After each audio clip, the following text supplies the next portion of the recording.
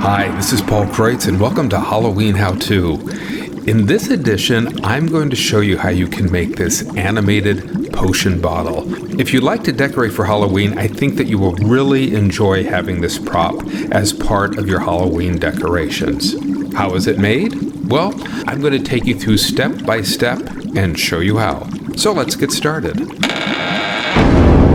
Now, there are three key items that you're going to need for this particular prop. The first item are these battery-operated tea lights.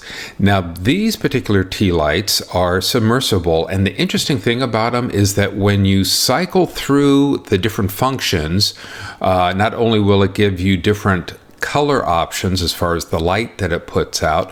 One of the functions is this really cool kind of pulsating, changing color option, and I'm going to use that.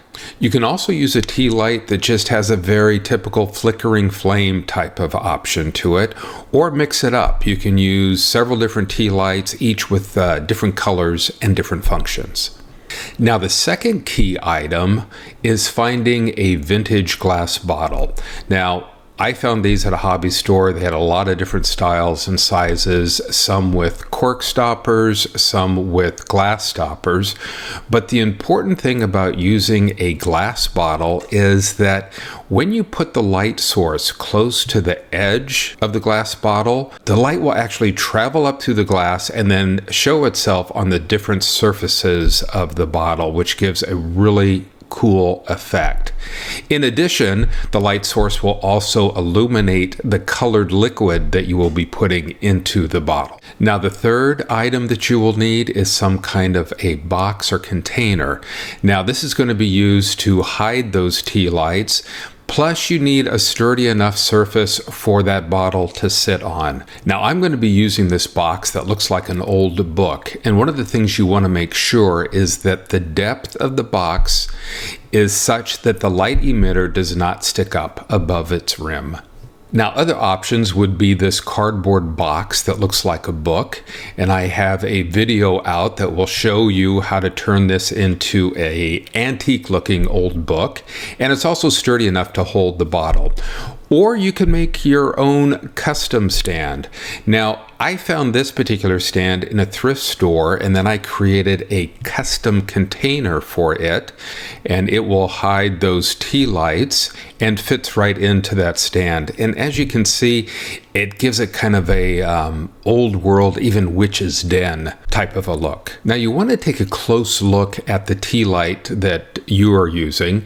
In this case, I'm going to use some foam core board as a spacer because I want to make sure that the surface of that light emitter on that tea light does not protrude above the surface of the box that you're going to be using. Because of the way I'm going to be attaching those tea lights along with that spacer into the box, I'm actually going to use the bottom of the box as the surface for the bottle to sit on. Now, in this instance, I'm actually going to use two bottles. Now, the large bottle, I'm going to use 4 of the tea lights, and for the small bottle, just 1 tea light. Now, once you've kind of determined how the bottle, or in this case, bottles are going to sit on your box, you can mark out the perimeter of their footprint by using painter's tape. Once that is done, you can then determine where the light emitters from the tea lights need to be placed, and that can get a little bit tricky. The single tea light is easy. If you want to find center, just simply draw a diagonal line from corner to corner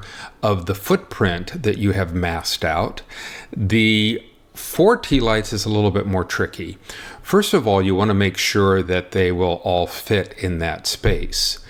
Then you want to carefully measure their distance from each other and compare that to the bottom measurement of the bottle. You want to make sure that the placement of the light emitters are close to the edge of the bottle, but you don't want to exceed beyond the bottle's edge. Then carefully transfer those measurements onto the surface of the box, and I used a white colored pencil to make those marks, and then double check your measurements. Speaking of double checking, because this box is made out of wood and the sides of the box, there's a particular thickness to it. So I'm going to take that tea light and put it inside the box and make a mark where that emitter is. I'm using a white colored pencil because that mark's going to be removable. You could also use a grease pencil. And I just want to make sure that where that emitter is going to fall within the footprint that I have taped out. And I'm going to do that from both the side and the back of the box that I'm using. Because I'm going to be drilling holes where I've marked, I'm going to choose a drill bit whose diameter is slightly wider than that of the light emitter. Once those are drilled, I place those tea lights in place just to double check, make sure everything fits, and make sure that it's where it should be. The next thing I want to do is I need to add that foam core board spacer. So I'm going to carefully measure it, cut it, and make sure that it fits inside that box. I've placed that foam core board inside the box, and then I'm going to use the pre-drilled holes as a template to draw where I need to drill out the holes on the foam core board.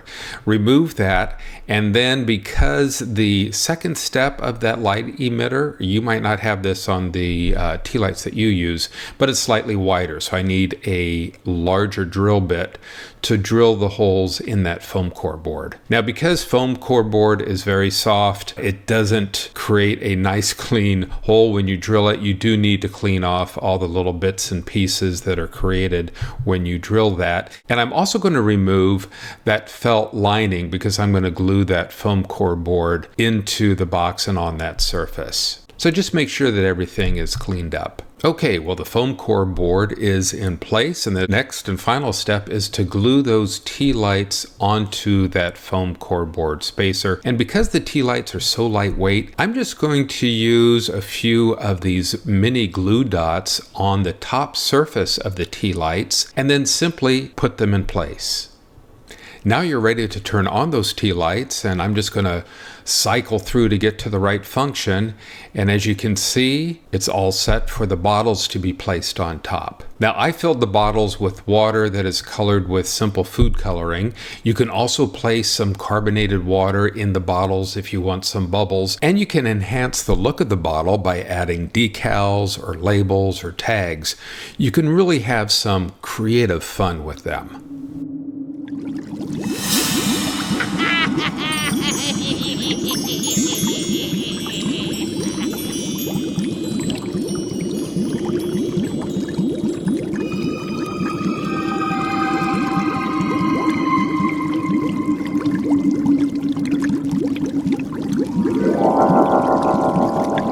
And that is how you make an animated magic potion bottle. I think that you would find that this would really be a great addition to your Halloween decorations. I would like to take this time to invite you to subscribe to our channel, where you can find a lot more of these Halloween how-to videos, as well as our spooky animated web series, Gardner and Wells, that is just right for Halloween. And speaking of Halloween, I hope that your Halloween is a very happy one. Thanks for watching.